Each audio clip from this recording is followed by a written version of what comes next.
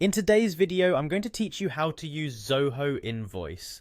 Zoho Invoice is a powerful tool that can streamline your invoicing process, making it easier for you to manage your sales and payments.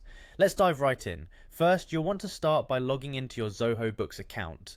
If you don't have an account yet, you'll need to sign up, but assuming you do, just use your credentials to get started. Once you're logged in, you'll see the dashboard with various options. For our purpose, we're going to focus on the Sales tab, so go ahead and click on Sales. This is where you'll manage your invoices and other sales related activities. Now, click on Invoices. This will bring you to the area where you can create new invoices or view existing ones.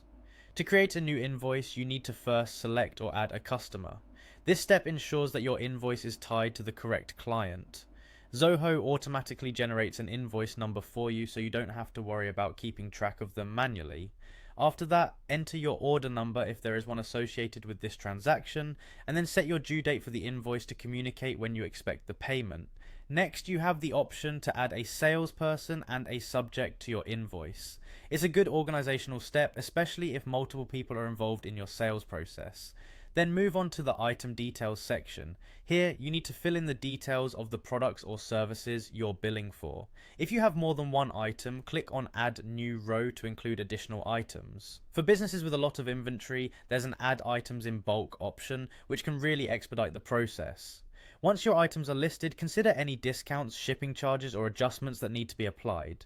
Enter these accordingly to ensure that the invoice reflects the correct total amount owed. You can also add customer notes for any special instructions or messages you want to deliver to the client. Moving forward, fill in your terms and conditions.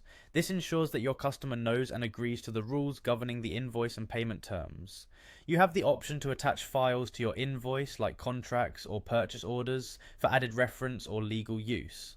Setting up a payment gateway could be a wise move if you want to make it easier for customers to pay online directly from the invoice. It can speed up the payment process significantly.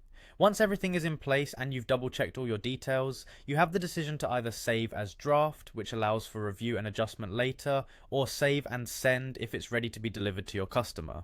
Both choices help you maintain control over the invoicing process. Congratulations, you've now learned how to navigate through Zoho Invoice and generate professional invoices with ease. Thank you for watching, and happy invoicing.